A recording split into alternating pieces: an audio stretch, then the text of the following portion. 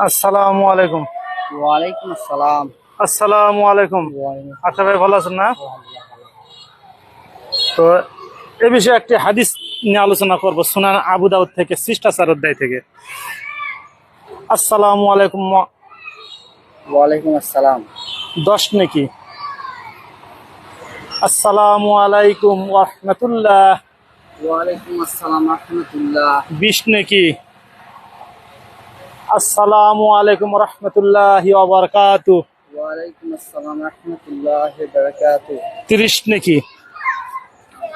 তো আমরা এখন একটা হাদিস নিয়ে আলোচনা করলাম এখানে, সালাম নিয়ে। তো এক ব্যক্তি রসুল সাল্লাল্লাহু আলাইহি সাল্লামকে সালাম দিলেন। রসুল সাল্লাল্লাহু আলাইহি সাল্লাম কে আসে বললেন আসসালামু আলাইকুম।